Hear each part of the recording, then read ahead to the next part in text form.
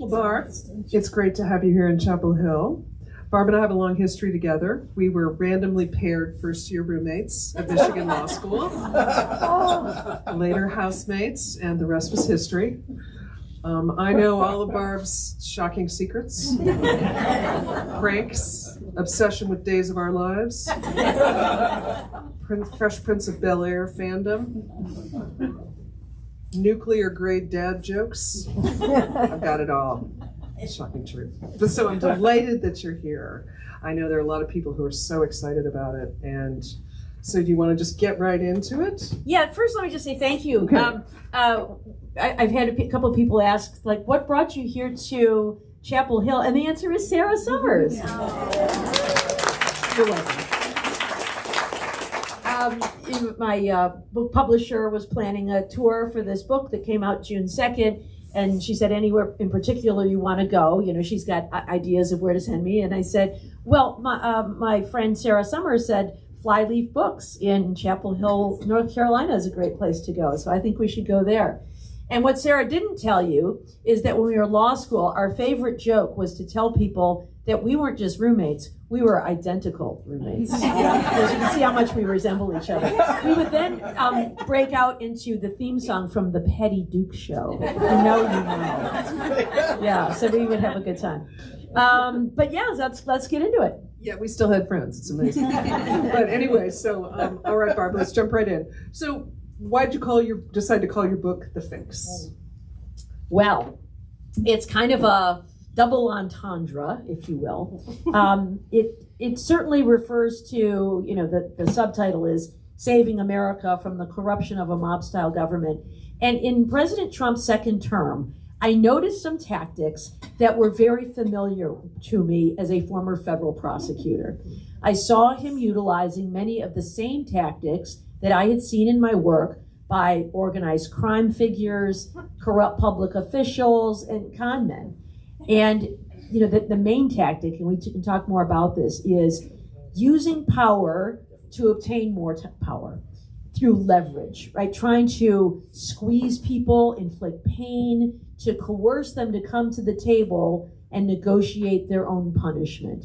I think we saw it with Mayor Eric Adams in New York. We saw it with these executive orders against law firms, taking away grant funding from universities unless they would rid themselves of DEI programs, frivolous lawsuits with the media for defamation. All of those tactics seem very familiar to me. So the fix is in was descriptive of what we're seeing in the Trump administration. But the second meaning, I think, is one that is more hopeful, which is we can fix these things. These are all problems that we can fix. And in some of the same ways that we address organized crime, we can fix this as well by dismantling some of these systems. You know, one of the ways a mobster operates is by trying to isolate individuals and silence people and creating fear and intimidation so they don't speak up. And there are a lot of ways, and we can talk about them as we go on tonight, that we can address that through collective action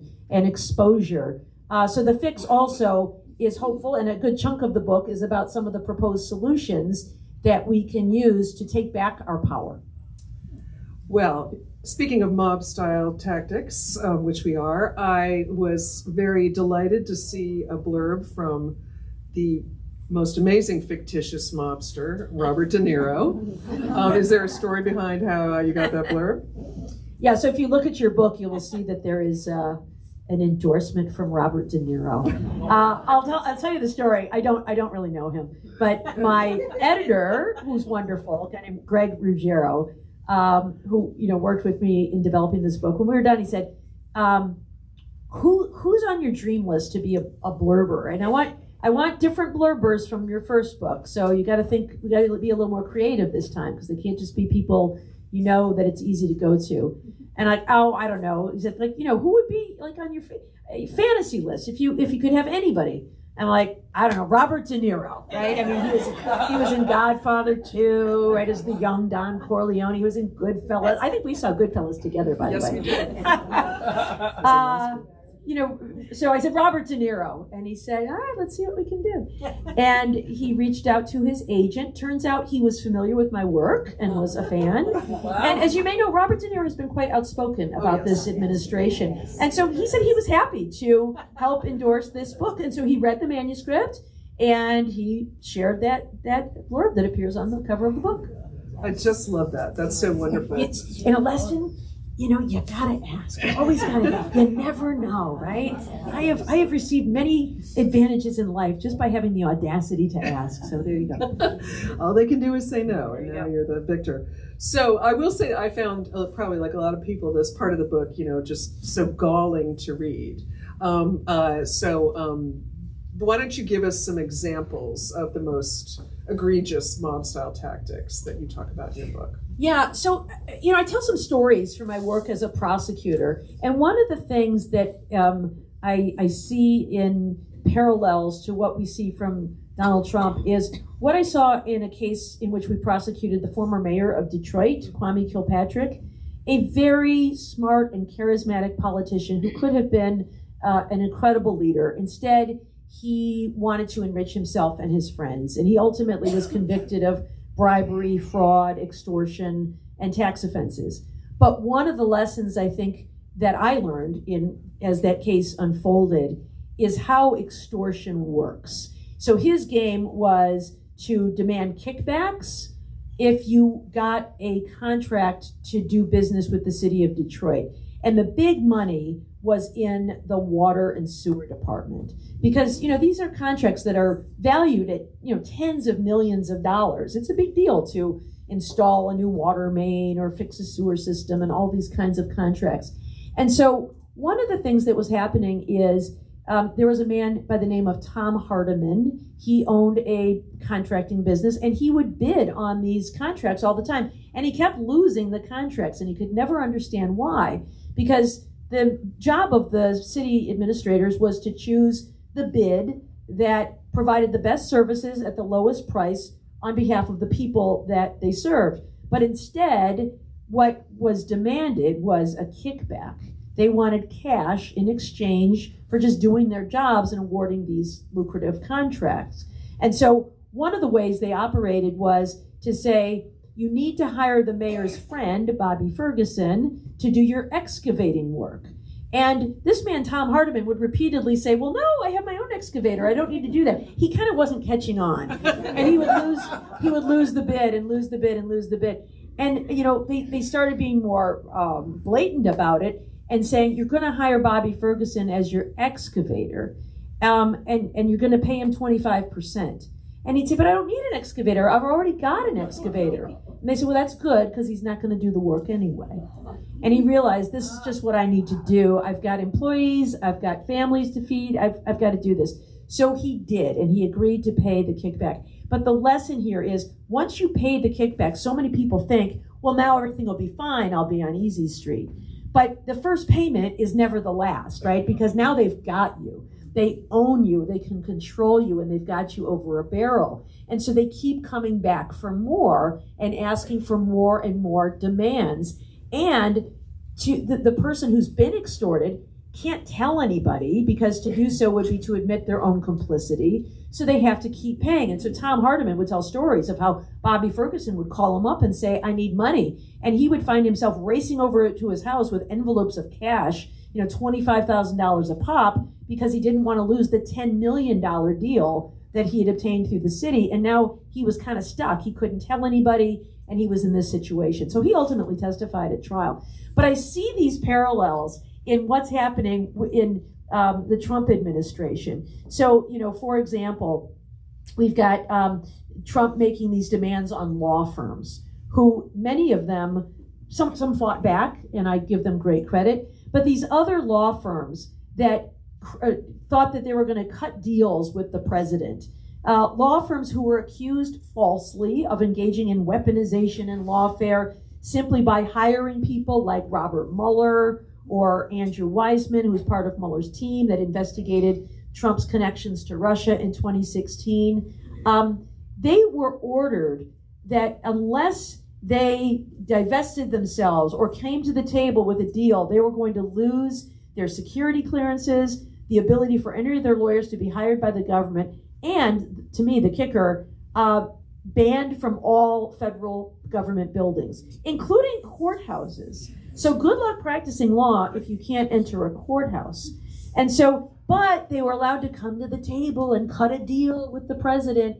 And many of these really big, powerful law firms did so. They caved, and I think they thought, I'll pay him once. All he wants is some pro bono legal services. This is a good deal for us because we do pro bono work anyway, so what's the big deal? And they caved. And I think it is now to their eternal shame that they did so, because perhaps they saw this coming, maybe not, but it essentially sidelined them from doing any legal work against the Trump administration. In the first administration, it was these big law firms that were sending armies of their associates to airports during the travel ban and suing the Trump administration. Now they've got their deal, they don't want to upset anybody, so they have been sidelined from doing any litigation. They have also lost lawyers. Some of the top lawyers that were working at these firms said, no thanks, I don't want to be affiliated with a firm that won't even defend itself. How can clients possibly expect that they'll defend them? We have law students who don't want to work there anymore, and so they aren't working there. One of these firms that agreed to cave, Cadwalader, Wickersham, and Taft, has been absorbed by another law firm because they lost so many lawyers as a result of this. So I think they think that I'm going to get out of this easy, I'm going to make this little payment and everything will be okay, and there is a cascade of negative consequences that follow. So I think that's what some of the tactics that I mean when I say mob-style tactics, right? It's coercion and squeeze for leverage. I love how you interweave your history as a prosecutor through the book. It's just terrific. Do you want to talk more broadly about how the lessons learned as a prosecutor inform your view of what's going on in the country? Yeah, so, certainly we talked about mob cases and public corruption cases, but I think there's some other things going on as well, because at his heart, I think Donald Trump is really a con man. He's been a real estate developer, he's put his name on everything from Trump Steaks to Trump University and all of these other kinds of things. And I think, there are a couple lessons there. One is part of the con is creating the impression that you are larger than life. So I prosecuted con men who wore fancy suits and Rolex watches and drove Maseratis because they had to convince their victims that they were fabulously successful. So they had to have all of these trappings of wealth and success. And I think part of Trump's game is to create kind of the same impression as the president. So putting his name on everything, right? He's a weird narcissist, so there's that. But I also think there is this idea of kind of invincibility theater, that I cannot be stopped because I am everywhere. I am omnipotent. So, putting his face on the Justice Department building, putting his name on the Kennedy Center, which a judge has ordered removed to my great pleasure. But, he wants to put his face on a $250 bill for the 250th anniversary. He's selling, Trump 47 kitsch all over his website. And I think a lot of it is to create, the brand and the name and the impression that he is more powerful perhaps than he already is. But I'll tell you, there's another lesson that I learned from fraud cases with con men, and that's this. It is that con men almost always fall on their own at some point, and that's because victims eventually realize that they did not get what they had bargained for. They may have been promised, a 33% return on their investments, or that the land they bought was of incredible value, only to discover it's, worthless swampland. I think in the same way, voters who were promised a lower price of eggs or no more foreign wars are beginning to realize that this is not what they voted for. And so I'm heartened by the fact that con men eventually fall on their own because they are exposed for what they are. But that doesn't mean we have to wait. So a lot of suggestions in the fix for how we can accelerate that decline. Yeah. Before we move on to the heartening, encouraging part, let's wallow a little bit more. Yes, the last time I was in D.C. and I saw his face hanging on the Department of Justice building, it's chilling, it's appalling. And so if that's how I feel, who've never worked at DOJ, I just can't imagine how disheartening this is. So if you can bear it, you already wrote about it, but to compare, what the DOJ has become with what it was when you were there. Yeah, what's I think most disheartening about it is it has created this impression that the Justice Department is just one more arm of politics. And I will tell you, I spent 20 years of my career working there, and it just wasn't. I was appointed by a Democratic president, President Obama. We prosecuted the Detroit mayor, Kwame Kilpatrick, who was a Democrat. And it never once did anyone from the White House say a word about the case. We had facts, we had evidence, we had law, and we brought the case. We prosecuted people of all political parties. We never asked what their political party was because we were simply apolitical. Certainly some people had political views on the side, and we would talk about that, but it never affected the work. It never motivated the work. In fact, we worked very hard to avoid even the appearance of any kind of political act. There was this 60-day rule that you weren't supposed to charge a case when you got within 60 days of an election because, God forbid, you might somehow influence some voters out there. We were scrupulous about that. And so it is very painful to see what I see is President Trump using the Justice Department as a tool of not just politics, but retribution. And I really think this comes from his experiences with his lawyer, Roy Cohn. Remember in his first administration, he would often say, "Where's my Roy Cohn?" Like even Jeff Sessions, who recused himself from the Russia investigation, he said, "Where's my Roy Cohn?" William Barr refused to go along with false claims of election fraud in 2020 and resigned. "Where's my Roy Cohn?" Don McGahn, who was the White House counsel, took notes at meetings that were later used in that Robert Mueller's investigation against him. And Trump said, "Roy Cohn never took notes. Why are you taking notes, right? What kind of lawyer takes notes?" Well, a good lawyer takes notes. Roy Cohn never took notes. But Roy Cohn got his start as an assistant U.S. attorney in the Southern District of New York, where he learned how the system works. It's a very fine office, and he learned. But then he used his powers not for good, but for evil. His first big job was acting as counsel to Joseph McCarthy during the Red Scare. He was his lawyer who was advising Joseph McCarthy on how to conduct those hearings in their communist witch hunts. He then became lawyer to the mob and represented mafia figures throughout New York City. He himself was charged criminally 4 times, and he never was convicted, though he was disbarred. And how did he manage to do this? The same way when he represented Donald Trump and his father in the 1970s, when they were civilly sued for race discrimination in some of their housing buildings. The strategy he learned and the strategy he taught Donald Trump was to admit nothing, deny everything, turn the tables on your accusers, and accuse them of weaponizing the law against you. He's been doing that since the 1970s. And now we are seeing it at the Department of Justice. So it begins, of course, by accusing the Biden administration of weaponization when his Justice Department charged Donald Trump. That must have been weaponization because there was no election interference in 2020. And those documents that were found in the ballroom at Mar-a-Lago, well, they must have just walked there themselves because this was all weaponization in lawfare, you see. And now, when Donald Trump takes office, he issues an executive order to the Department of Justice to hold accountable those people from the Biden administration who engaged in weaponization. And Pam Bondi and now Todd Blanche are only too happy to do so. I think Pam Bondi was willing to be his Roy Cohn. I think she just wasn't able. I don't think she had the chops to do the job. She had been an attorney general in Florida, which is certainly a significant and important job. But Todd Blanche also grew up in the Southern District of New York as a federal prosecutor.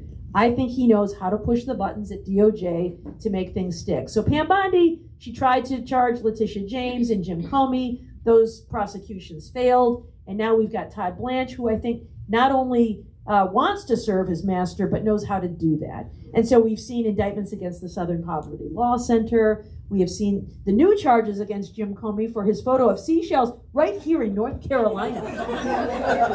Be careful when you walk the beaches, ladies and gentlemen, because you might come across a similar threat to kill the President of the United States.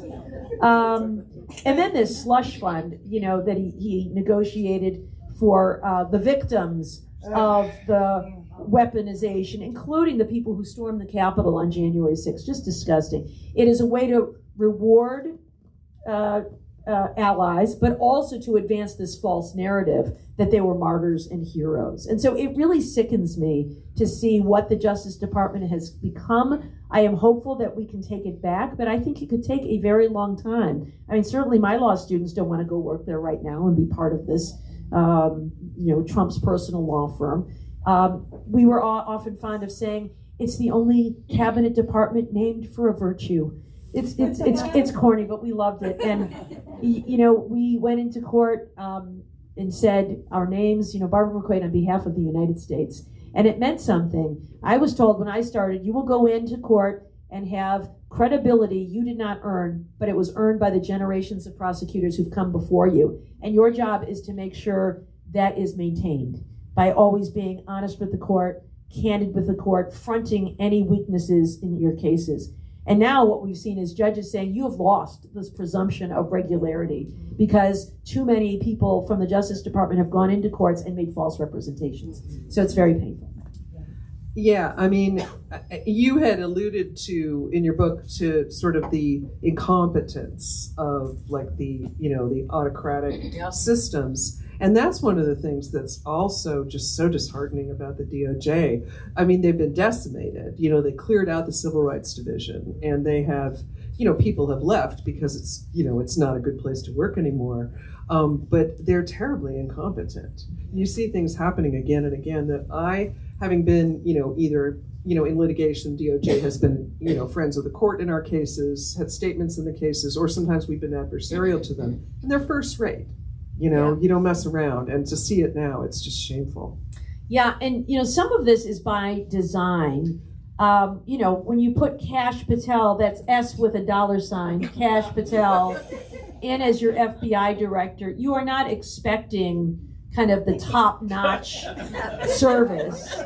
Instead, what you get is a guy who keeps putting his foot in his mouth and prematurely announcing cases when they don't even have all the suspects in custody. He just did it again with this plot to attack the UFC fight on the White House lawn. I think that's the third time he has made an announcement before law enforcement was ready to go public with a case. And, this is referred to as engineered incompetence. The idea of I am deliberately going to choose people not for their skill or experience, but for their loyalty to me. Kash Patel would never be the FBI director in any other administration. And Kash Patel knows that. And so he is beholden to Donald Trump. He will do whatever it takes to please his boss because he knows that's how he got the job and he wants to keep the job. I mean, same with Pete Hegseth over at the Department of War. We call it Department of War now because of the warrior ethos and kinetic strikes. We say kinetic a lot in the Department of War. Kinetic strikes, lethality, maximum lethality. And I'll toss in a little prayer every now and then that may or may not have come from the movie, what was the movie? Pulp Fiction. Yeah. He's absolutely the product of engineered incompetence, right? He is there because of fealty to the president, not because he has the experience to lead the world's largest organization. And so, the problem with this, of course, is it inures to the detriment of all of us. Because just as in Putin's Russia, where he surrounds himself with sycophants because he cannot take criticism. I mean, a Trump cabinet meeting is they just go around the room and try to outdo each other, talking about how great he is. Oh, sir, you're the best. No, I think you're the best. I think you're better than he thinks you are. But it inures to the detriment of all of us because it he's not getting the kind of candid advice, right? Like Putin got the advice when he went into Ukraine that it would take just a few days before Ukraine would fold, because he got overly optimistic assessments from his advisors about the state of his military, when his military is actually a mess. And here we are 4 years later, and they're still at war. These are the kinds of advisors our president has. And so is it any surprise that when we went into Iran, things have been kind of a disaster there? Did they not tell him about the Strait of Hormuz? I wonder if they just didn't know about it, right? Like that was a thing. Like, that's going to be bad for the oil. I think that might be bad for the oil and the gas prices. We don't want that. But now they have a deal for a ceasefire, and the nuclear stuff they're going to work out later. Those are details. We'll work those out later. I think that's kind of why, they went in, although they were never clear on the objectives, because if you never articulate objectives, then you can always declare victory by saying, I never cared about regime change. I never cared about nuclear issues. But it's over, and I negotiated. Now I've ended 8 wars. You're welcome. But that's what you get when you value fealty over competence. I mean, this is not a team of rivals, right? What you really want, as we saw in prior administrations, right? People who are experienced, who are knowledgeable, who will tell you the unpleasant truth that maybe you don't want to hear, but you need to hear to make important decisions. And so I think we are all suffering as a result.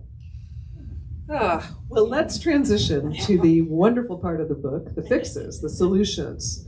So first, let's talk about on a sort of structural, societal level. What are some of the solutions that you explore in your book? Yeah, so there are a lot of things that we can do. I go from the very bold to the very modest. I mean, one great one that I would love to see, it would take a constitutional amendment, but I would love to see a 4th branch of government that houses the Department of Justice, maybe throw the Treasury Department over there too, where they would be insulated from politics and they could just do what we've tried to do since the Watergate era, and that is act with independence. I don't think you can do it when it's housed in the executive branch.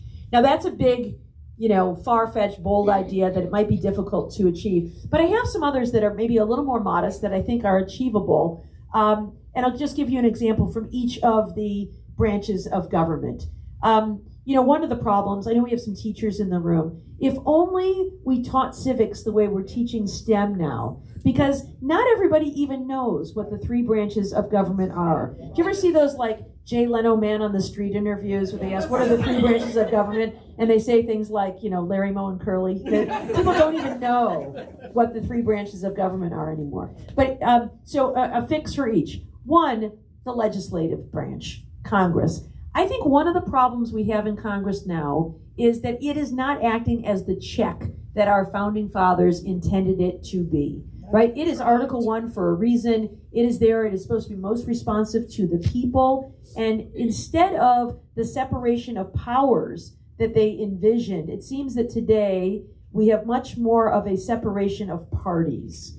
And so Republicans in the House and the Senate are really going along to get along. And if you don't, like your Senator Tom Tillis, you might just get a death threat or two, as he has done. He's really tried to thread that needle and now has announced he won't run again, so he can maybe have a little bit of a conscience there as he votes his mind instead of what others are telling him. Okay, all right, we don't go there. So how do we fix it? I think when it comes to the legislature, the way we choose our members of Congress, I think, needs to change. Right now, something like 89% of the seats in the House are entrenched. They're either solidly red or solidly blue, and the only way to defeat an incumbent is to be even farther left or farther right than they are. And so I like some of the ideas out there, like ranked choice voting, which has a moderating effect. They use it in Alaska, which has led to the selection of Senator Lisa Murkowski, who is a pretty moderate Republican. She's one who often will align herself with Democrats in voting for things. So I think that's one. I also think we really need to end gerrymandering. Yes. We are now in like a nuclear arms race for gerrymandering, where we are seeing them slice up voting districts to favor one party over the other. And that's just not how, we as a country ought to be selecting our members of Congress. In my home state of Michigan, we have solved this problem. We've got something called Independent Citizens Redistricting Commission. Instead of the legislative party in power deciding how to redistrict and create one that favors our own party, it is truly independent citizens who get appointed and elected to this commission, and they choose how to draw the lines. And guess what? They actually honor city and county boundaries and communities of interest, and they're contiguous, and they're mostly, in like a nice block and not like a crazy snake. And the first time the new districts were used, for the first time in 40 years, the voters of Michigan elected Democrats in the state House, the state Senate, and the governor's office. First time in 40 years. Now, it's not to say one party, or it should favor one party over the other, but I think it finally truly reflected the will of the people. And so I think it's a way to end gerrymandering. All right, so that's the legislative branch. I think picking better people is what we need to do there. Executive branch. I really care deeply about the Justice Department. It really pains me to see what we're seeing now. And so I think there's some things that we could do to codify some of the norms that were put in place after Watergate. So, for example, there is one that says there should never be communication between the White House and the Justice Department. That was honored and valued when I was there. There was no interference whatsoever from the White House on case-based decisions. Now, we see direct messages on Truth Social from real Donald Trump to Pam. Pam, what are we doing about Adam Schiff, Jim Comey, and Letitia James? Why haven't we charged them yet? Many people are saying that they're guilty as hell. Let's go. I mean, oh my gosh, that is such a violation. So why can't we codify that into the Code of Federal Regulations so that that's actually a rule and not a norm? Another one says that prosecutors must never consider partisan politics in making a charging decision. Let's make that a rule and not a norm. Another one says that even though you can obtain an indictment from a grand jury on the basis of probable cause, which is just a reasonable grounds to believe a crime has been committed, it says a prosecutor should not seek an indictment, which of course brings a lot of heartache to anyone who is just charged. The expense of hiring a lawyer, the stress on your family, the harm to your reputation, the emotional toll. You should not seek an indictment and put a person through all of that unless you actually have evidence sufficient to obtain a conviction at trial. That means guilt beyond a reasonable doubt. Now, no case is a slam dunk, but don't go in just because you can squeak past the probable cause standard. It's saying you got to believe you're going to convict this person at trial. And I think what we're seeing now with cases like this Broadview 6 in Chicago and the Seashells in North Carolina is they are maybe squeaking out probable cause. They're never going to get a conviction from a jury beyond a reasonable doubt. And why are they doing it? Well, Ed Martin, the head of the Weaponization Working Group, said, even if we don't have evidence sufficient to convict people, we will name and shame them because that is a good way to hold people accountable for the weaponization of the Justice Department. That's unethical. It shouldn't be that way. And so instead of a norm, that should be a rule. All right, that's the executive branch. And finally, let's move over to the judiciary. I got a couple ideas for them. One, how about an inspector general in-house to review their ethics disclosures and hold them accountable and make a referral when they take, rides on super yachts. It was a super yacht. Or on a plane to Alaska to a fishing cabin. I mean, the seat was otherwise going to go unoccupied. So he basically had to do that. But also at the judicial branch, here's an idea. I like this one. What if we took the U.S. Marshals Service, created by an act of Congress in 1789 and currently housed in the Department of Justice, and we moved it over to the judicial branch. I mean, they already really work for the judiciary. They provide courthouse security, they move prisoners, and they hunt down fugitives. What if they were in the chain of command of the judiciary, and when somebody in the executive branch disobeyed a court order, like those guys who refused to turn around the planes, a judge could hold them in contempt. And when J.D. Vance says, oh, you've made that order, now who's going to enforce it? They'd say, the U.S. Marshals. Yeah. They already have a lockup we're going to hold you in civil contempt until you comply with my order, and marshals, get out your handcuffs and take him to the lockup. I think that would be a great way to put some teeth into court orders so that the executive branch would be required to enforce them. And if they weren't, there would be a contempt with some teeth in it. So those are some structural changes I would suggest. Yeah, and there's more in the book. You'll be glad to see. And I love how specific these are. And that's what I think some of the power of this administration has been. They know these relatively obscure levers, or something you need to have some expertise to know about and to exploit them. And this is, what's good for the goose. It is. I think a lot of people would be scandalized by the fact that the Supreme Court doesn't really have a code of ethics. It's like, what in the world? But anyway, so prepare yourselves. This is going to be our last question by thinking about what you want to ask, Barb. And so let's talk about what we can do individually.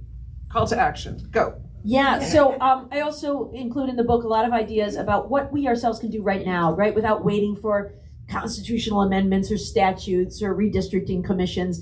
There are things we can do right now. And I know some of you, having talked to you earlier, are already doing some of these things. But one of the things that is so powerful is peaceful political protest.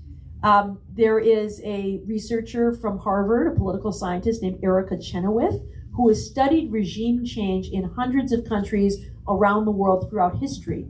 And she has concluded that if even only 3.5% of the public engages in protest, they can effect regime change. And part of the reason is the protesters themselves empower each other, right? When you've been out there in a No Kings protest and you see other like-minded people, it feels good, right? I'm not alone. I'm not crazy. I'm not isolated, right? Collective action is the way to defeat the mob boss. Don't let them silence us. Don't let them isolate us. So all of you are empowered whenever you get out there. But the other thing it does is, for people who are not paying attention or can't be bothered or are too busy or think maybe it's not a big deal and the criticism is overblown, when they see you out there on television or the internet or social media, it is very persuasive to them. Wow, look at all these people who are out there. Millions of people think this is a problem, think this is a big deal. And so that's a huge part of the fix and the solution. There are ways that you can also join in by working on political campaigns. You know what races are super important? Races for county clerks, because they count the votes. Our elections are all localized, and we need good people holding those positions. We can't have election deniers like Tina Peters in Colorado, right, holding these positions. So you can campaign for people that you know and you trust in those positions. If you don't know how to jump onto a campaign, and they all need volunteers all the time, so you can go to their websites if you see somebody. But there's some really great organizations that you can join in. I learned about one just tonight, Team Up NC, right? Team Up NC, what a great way to plug in. And you got an hour and a half, here you go. Here's what we would like you to do today, and you can plug in. There are also some other great organizations nationally with local chapters. I love the League of Women Voters. They're just a good government organization, right? They don't care about, who wins, but they're nonpartisan, but they care about having good elections that are effective. They, of course, came around in 1920 when women first got the right to vote, and critics said, women, what do they know about politics? How are they going to possibly know who to vote for? And the League of Women Voters formed and said, we're going to provide information for all voters so that they can make informed decisions. And they do that to this day with candidate forums, often at the local level, or voter guides, where they provide accurate information. And in this day and age, when there's all kinds of AI-generated ads, accusing candidates and opponents of all kinds of misconduct, they really get the accurate information. What is this person's experience? Where do they stand on various issues in their voter guides? But they need volunteers. They need writers. They need people to conduct these surveys. They need people to staff their events. Those are great organizations. Indivisible is another great organization with chapters all over the country. Great place to plug in. So those are some of the things that we can do. But the most important thing you can do is also the easiest thing you can do. And that is talking to your friends and neighbors and relatives. Now, I know we all have an uncle who's just too far out there and is a lost cause. And that's okay. You don't have to talk to him. I get it. But we also have people in our spheres, I think, who may just not care or not pay attention or not think it's a big deal or be too uh-oh. Sorry. Oh. It's somebody who cares deeply, I think. Those are the people we can talk to. You know, research says we are most influenced by the people around us. It's why we dress alike. It's why we talk alike. It's why we develop the same accents, right? It's why we're identical. I mean, but talking to people about what matters to you. People trust you and trust your judgment. And so if you tell them that you're concerned about the Department of Justice or about the Supreme Court or about gerrymandering and share with them some ideas about how they can get involved, you're going to be a really persuasive ambassador for democracy. So I hope you'll get out there and use your power to take back power for the people. Well, that's a wonderful note to end on. Everybody give it up for Barbara.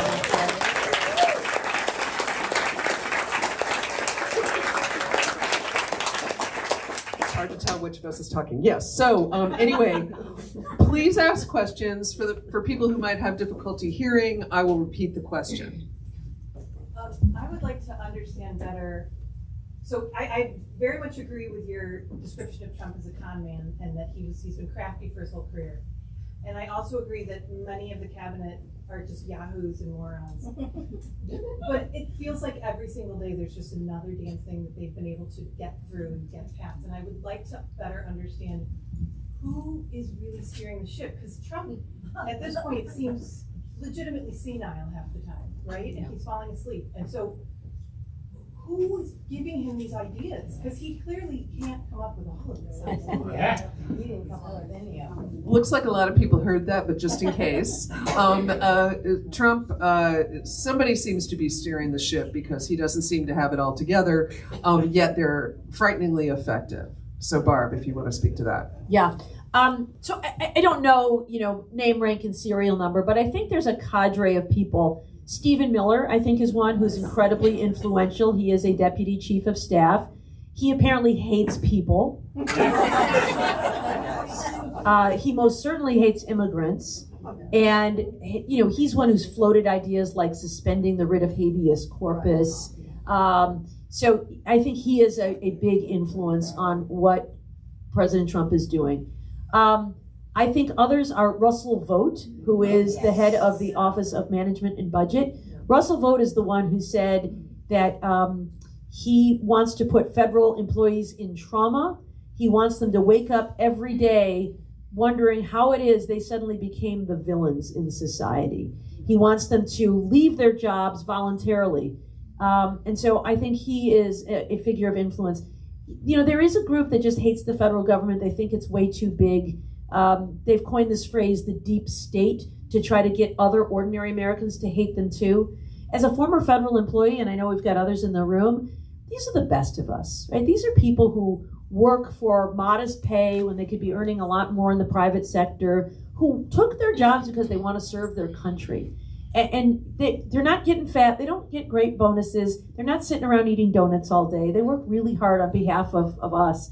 And I think there is this desire to shrink the federal workforce in an effort to deregulate society so that the wealthy can prey on the vulnerable. So I think that's part of it. I think the billionaires have a say. Elon Musk was influential until he wasn't, and then he was cast out.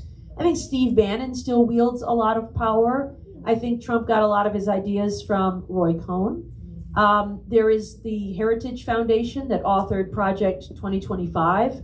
And I think there's some things, I don't think Donald Trump has a lot of his own personal beliefs, but I think he's willing to pander to segments of society to build political alliances to seize and stay in power. And so, the anti-abortion activists, the religious right, I think he does care about the billionaires on Wall Street, and I think there are people there who want to see tax cuts. And so I think it's a combination of some of those factors, but I do think he believes he wants to win the news cycle every day, and it needs to be, one more thing, one more thing, one more thing. In the words of Steve Bannon, flood the zone with, he said garbage, I'll use a different word, with garbage, because it becomes so distracting, you almost forget about some of these bad things. I mean, any one of these things would have been a scandal in any other administration, but, in this administration, that was just Tuesday. There's another one coming today to keep up with. So, I don't know, that's my opinion, is that there are a few opinion leaders in the White House who are steering the ship. Yeah. People, like you said, Russell, vote people who know where the levers are. It actually is not legal for them to choke off, say, NIH funding. But you and what army are going to stop them, right? So I think I see this gentleman here. So thank you so much for coming. This has been very interesting. I don't want to bring this to the tabloid level, but at the same time that you've talked about accelerating his decline, one thing that has that possibility are the Epstein files. Yes. And what is your sense of what might happen in the next couple of years with that? Is that something that could actually bring him down in a way that, if it can unite Marjorie Taylor Greene, and Tom Massey, and Rob Garcia, it ought to be able to do something. Yeah. The question is, not to bring it to the tabloid level, I like how you say that, but what about the Epstein files? Does that have the potential to really do damage and bring him down? Yeah, I think it does. One of the things that was interesting is, remember when Elon Musk and Trump got into a tiff over the big beautiful bill? It was Musk who first fronted that Trump was in the Epstein files. And I remember thinking at the time that, oh, he's going nuclear. He's making up stuff about him. Turns out he was, right? And last summer, the FBI actually prepared a slide deck disclosing all of the instances when Donald Trump was named. And it was later, when the Epstein files first came out, that some journalists who checked the indexes and all of these kinds of things said, wait a minute, there's some reference that there's some Trump files here, and they weren't produced. Remember, they had to drag those out of them. And it was, I don't know if it's credible, but it was pretty damning about allegations of a teenager about some sexual misconduct by Donald Trump. If they hid that one, what else is in there that remains hidden? I worry about that. We know from people like Thomas Massey and others that there are still redactions that, in their view, should not be redacted under the Epstein Files Transparency Act. And one of the things that has remained redacted, and Todd Blanche has admitted this in the letter he wrote, the report saying, you now have them all. We've redacted to protect the names and identities of survivors and victims. But they also said, we have redacted deliberative process communications. And we do that because it's privileged. Well, sort of. That is a qualified privilege. It's sort of like when Nixon said the tapes were privileged. The Supreme Court in the 1970s said, well, there is an executive privilege, but it's qualified and it must yield under certain circumstances. One of those is a criminal investigation, turn over the tapes. Another rule of executive privilege is ordinarily it is qualified, it is respected, except if Congress specifically says in legislation that it intends to seek that sort of privileged documentation. Guess what's in the Epstein Files Transparency Act? It says that there be no removal of documents on the basis of political embarrassment or deliberative process privilege. So what's in there? What did they talk about? What did they say? This is when high-level people are talking to each other about the decisions they're making. Did they make decisions about what to redact? Did it include Donald Trump? What else is there? There are some really outspoken members of Congress who have balked at this. Like Ro Khanna has said, there are some things in the files that need to be revealed. Members of Congress have actually been able to read the unredacted files, but they haven't been able to share with the public what they are. I think this is one of those things that Trump's mega true voters have felt very let down about, right? The cost of eggs, the foreign wars, and the Epstein files. You said you would disclose them. We want to see them, and you have not made good on that promise.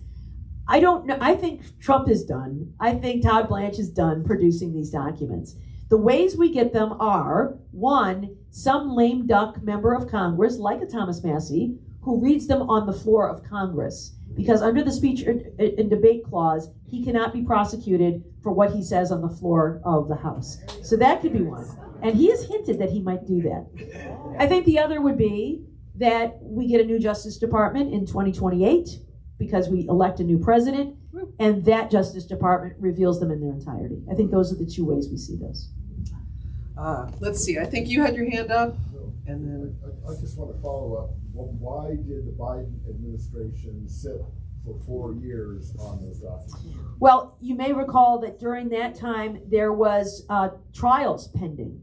And so they could not release documents while there was a trial. They had the trial pending of Jeffrey Epstein himself, who committed suicide in 2019. And then there was the trial of Ghislaine Maxwell. And so as long as her case was pending, the Supreme Court only recently denied certiorari for her case. And so at the time of a pending case, there was no ability to disclose those. I will also say that the Justice Department policy is to not disclose case materials. The only reason these are being disclosed now is because of the passage of the Epstein Files Transparency Act. right, dead ahead. I just want to ask about the Supreme Court and where we are with them. I mean, these people have lifelong terms. Yeah. And the last couple are relatively young. Yeah. You know, I'm 60, so they're relatively young. 40s, I think. So how do you, like, how do we pack the court? How do we pack the court? Yeah, what do we do about them?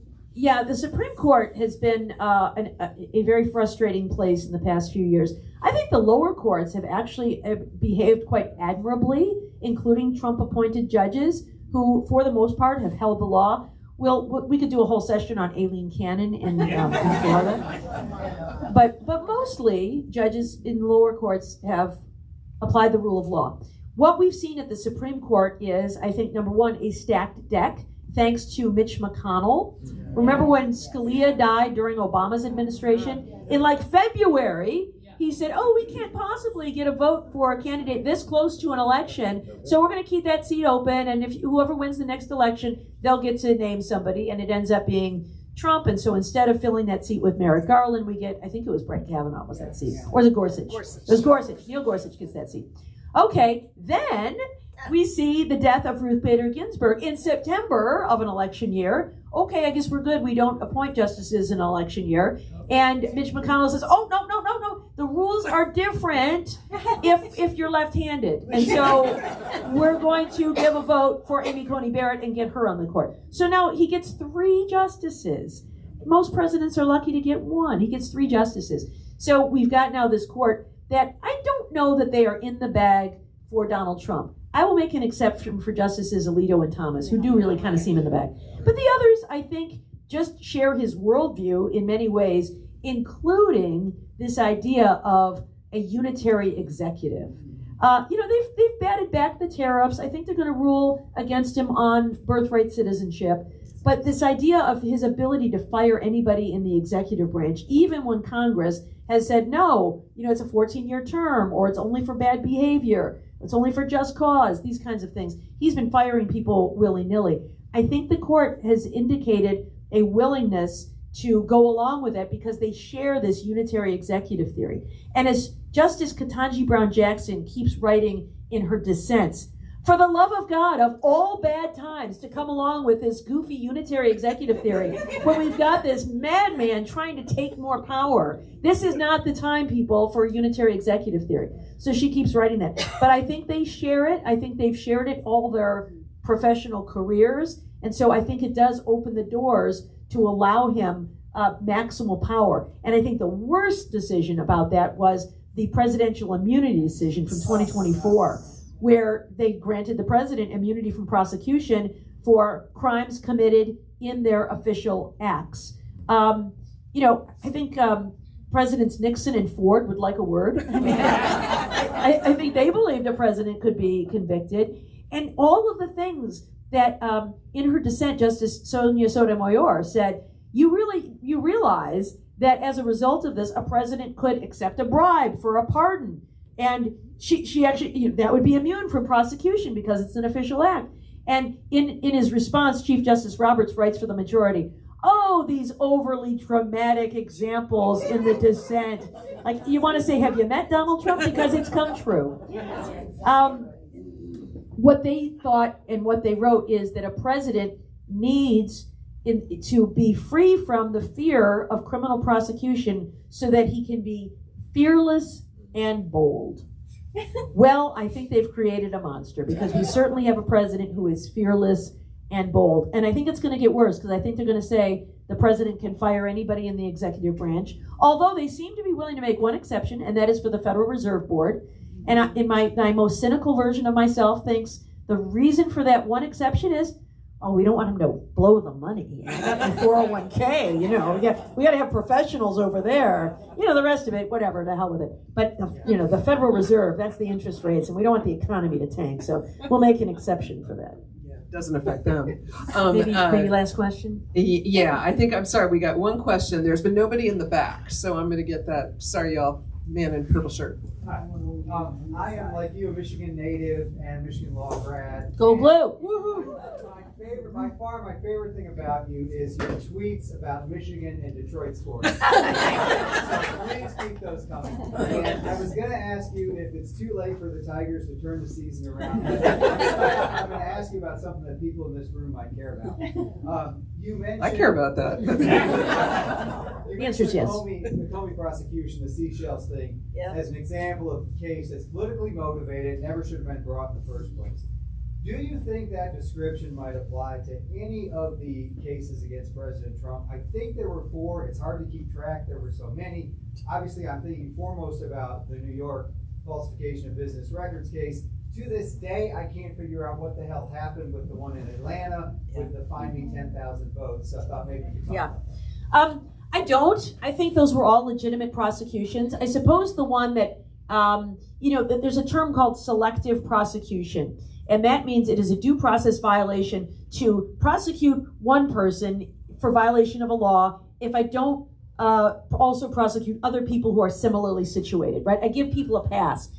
Nobody gets charged anymore for hitching a horse down Main Street or something like that, something that's obsolete. But I choose to prosecute you. That could be seen as selective prosecution because it's something nobody gets prosecuted for. In Manhattan, this was the falsification of business records, the payoff of Michael Cohen to disguise payments that were actually going to Stormy Daniels. Remember that name? That was a big name for a while.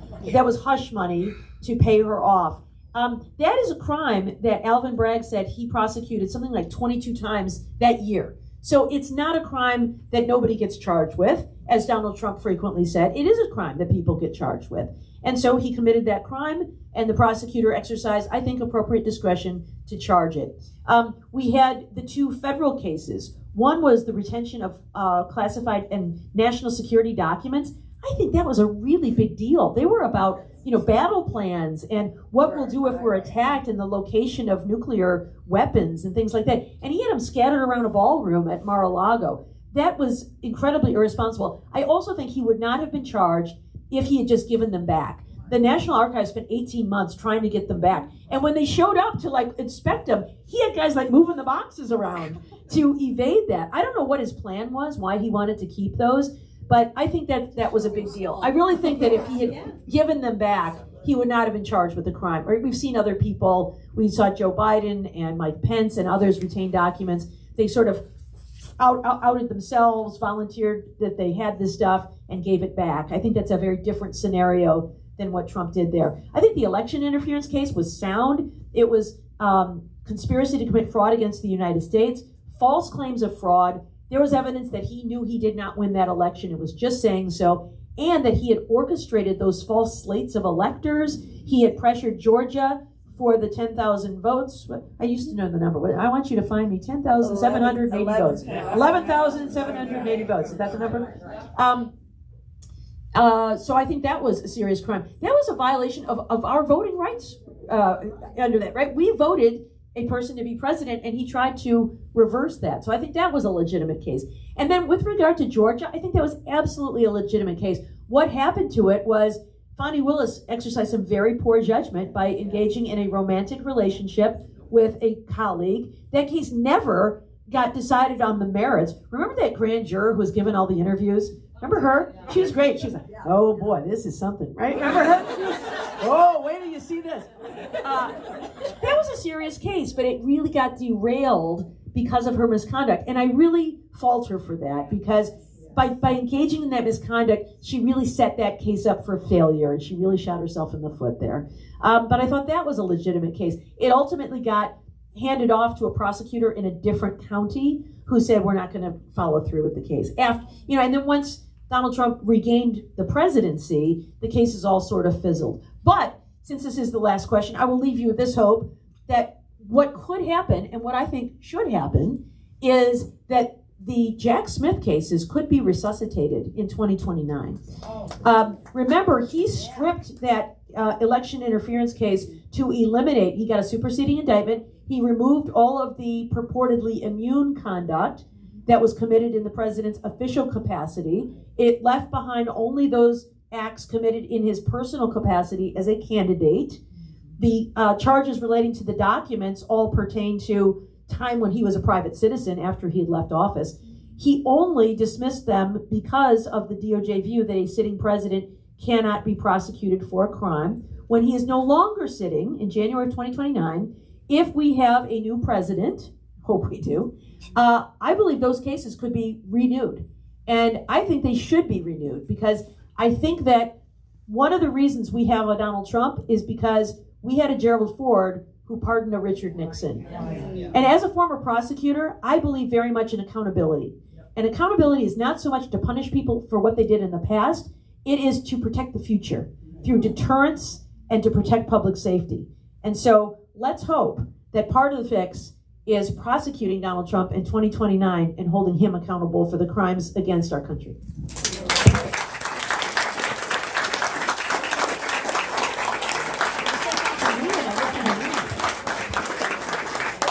Thanks, everyone. I guess I'll be signing some